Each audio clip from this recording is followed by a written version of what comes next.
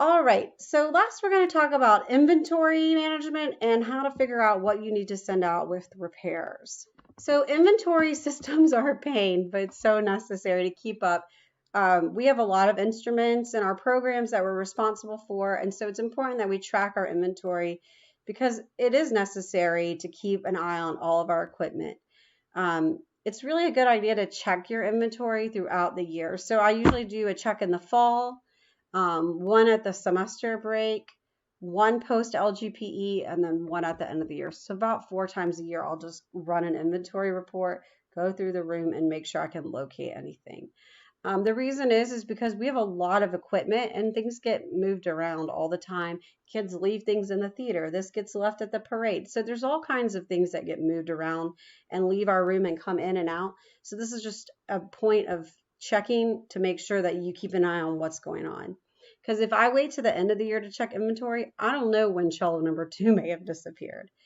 Pick a system that works for you. It doesn't really matter your system. It just needs to be organized and a system that is easy for you to locate and be able to find what you need. It's a good idea to assign instruments some kind of inventory number and record it somewhere so you can check it easily. You can write on instruments in Sharpie, and then if you want to get it off, you just take a little bit of Goo Gone and wipe it with a rag and it wipes right off. So we number all of our instruments in Sharpie, even our really nice instruments, because it's easier to find them. Usually it rubs off by the end of the year, so we have to redo it anyway, but definitely you can just take a little Goo Gone on a rag, rub it, and it comes right off. It's a good idea to keep some kind of a spreadsheet, a digital copy of your inventory, and also a hard copy as well, in case somebody else needs to come in the room and locate something and you're not there. And then usually your district will have some kind of a checkout procedure, but if they don't, make sure you have a checkout procedure for instruments that are getting checked out for student use or that are going home for a period of time or even over the weekend so that you know who has which instrument at their house. So here's an example of our inventory sheet that we use.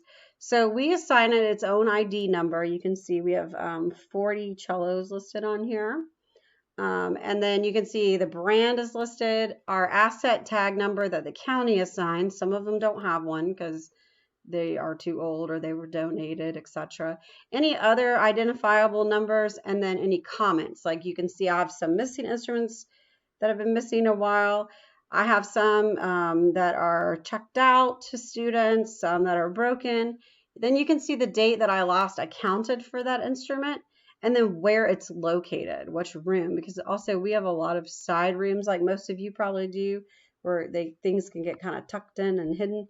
So I know where I can find those instruments so that it can be fixed. Like cello 3 or cello 4 is in my office right now because the fingerboard fell off and I'm waiting for it to go out for repair.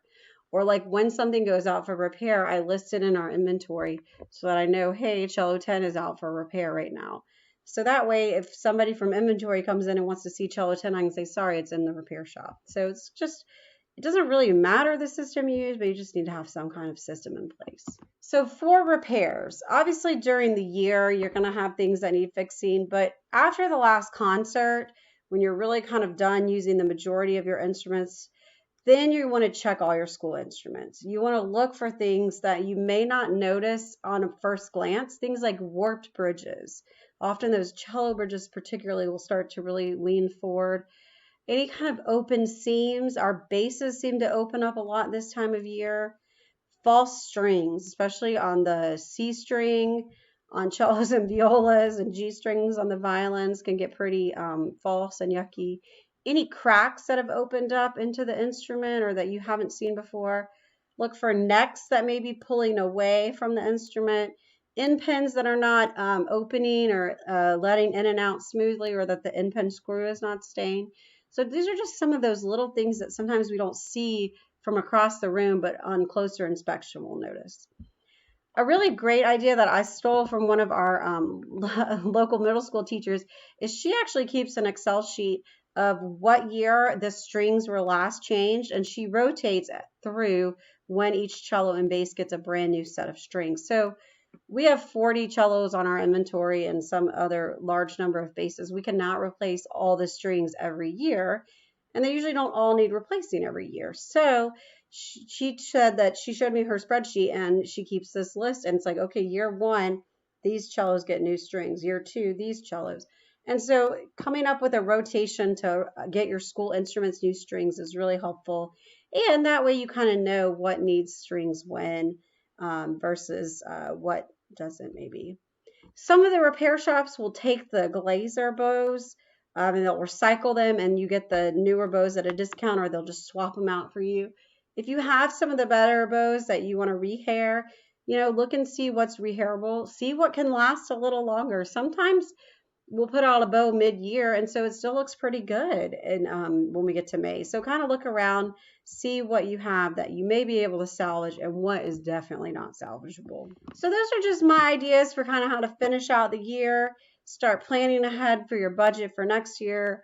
If you're in the process of working on getting a booster set up for next school year, some ideas, and then finally, how to deal with your inventory system. So hopefully those ideas are helpful. I would love to hear what you're doing in your program to get your end of the year ready and close out your year and plan for the next school year. So drop in and give us some comments in our chat, and we hope to hear from you soon. Have a good day.